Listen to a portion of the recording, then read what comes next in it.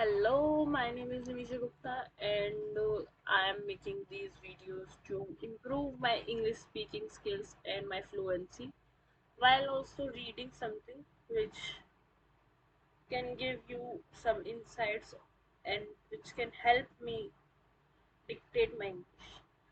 But I've been making these videos for 5 minutes each because I don't want them to be going above and below. And currently I'm reading the book Invisible Woman by Caroline Paris.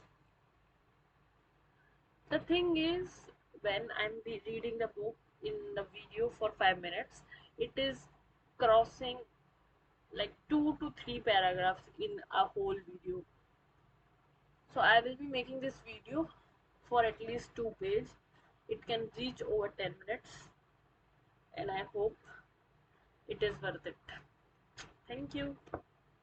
Let's get back to the reading. A similar problem arises with the division of work by researchers into primary and secondary activities. For a start, secondary activities are not always collected by surveys. Even when they aren't always counted in labor force figures. This is a male bias that makes women's paid work invisible. Women will often list their paid work as their secondary activity simply because their unpaid work takes up so much time,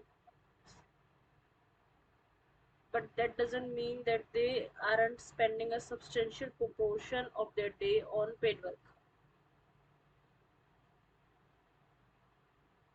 The result is that labor force statistics often support a substantial gender data gap.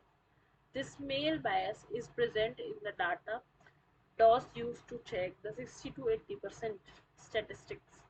DOS concludes that women make up less than half of the population global agriculture labor force, but in the FAO data she uses, an individual is reported as being in the agriculture labor force if he or she reports that agriculture is his or her main economic activity, which we have seen it's not women's, they choose domestic work as their main economic activity, which as we have seen is to exclude a substantial chunk of women's paid labor. To fair to Doss, he does acknowledge the issues associated with this approach, critiquing the absurdly low 16% reported share of the agriculture labor force for women in Latin America. Rural women in Latin America, notes Doss, are likely to reply that their home is their primary responsibility, even if they are heavily engaged in agriculture. Proves the point I was trying to say. But even if we were to address all these gender data gaps in calculating female agriculture labor, we still wouldn't know exactly how much of the food on your table is produced by women. And this is because female input doesn't equal male in output. Women on the whole are less productive in agriculture than men. This doesn't mean that they don't work as hard. It means that for the work they do, they produce less because agriculture, from tools to scientific research to development initiatives, have been designed around the needs of men.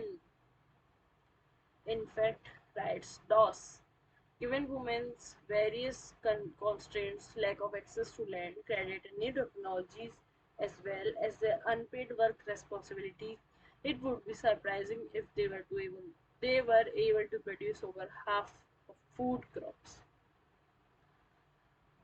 I'm sick. I'm sick of reading these things because every day, every time I see videos or I read something like that, it just tells me how pathetic this world is and how pathetically we are living in this world. Sometimes I feel like I should do a protest and literally put every man in the jail, but I think I will get cancelled for saying this. I will be saying man eating, which I am, but I am not hurting any man. A misogynist is hurting women. A misandrist is not hurting any man. Let's continue.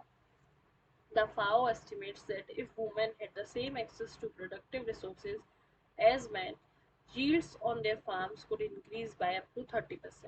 But they don't. In an echo of the introduction of the plow, some modern labor saving devices might more precisely be labeled male labor saving devices. A 2014 study in Syria, for example, found which while the introduction of mechanization in farming did reduce demand for male labor, freeing men up to pursue better paying opportunity outside of agriculture, it actually demand increases demand for women's labor intensive tasks such as transplanting, weeding, harvesting and processing. Conversely, when some agricultural tasks were mechanized in Turkey, women's participated in the agricultural labor force decreased because of men's appropriation of machinery and because women were reluctant to adopt it.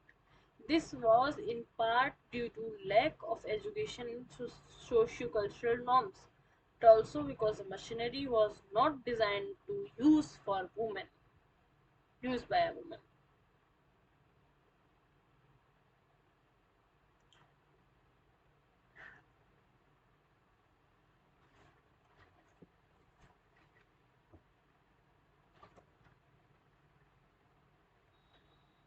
Let's continue. It's not just physical tools that can benefit men at the expense of women. Take what are called extension services, educational programs designed to teach farmers science-based practices so that they can be more productive. Historically, extension services have not been female friendly.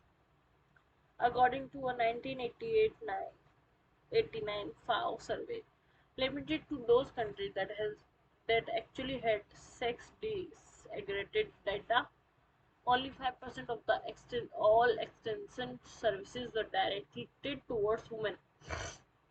And while things have slightly improved since then, there are still plenty there are still plenty of contemporary examples of development initiatives that forget to include women and therefore at best don't help and at worst actively disadvantage them.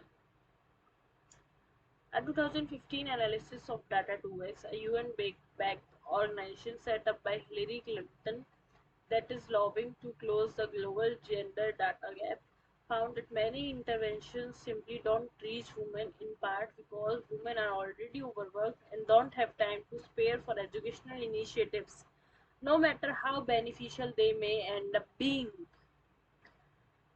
Development planners also have to factor in women's lack of mobility in part because of their care responsibilities, but also because they are less likely to have access to transport and often face barriers to traveling alone. Make it as hard as possible, as hard as is possible, as hard as possible for women, and then ask, what are you doing? What are you giving us?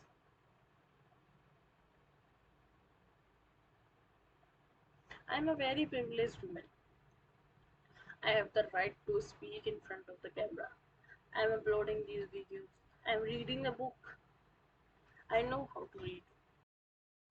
I know how to read. I know how to speak. I know how to write. I had a study. I studied.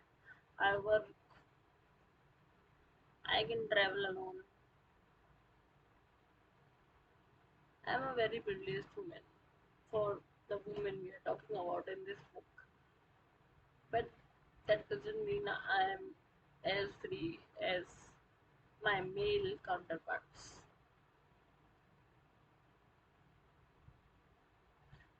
Okay, I think this video is reaching around 10 minutes and I've already completed 2 pages. So, thank you for coming along.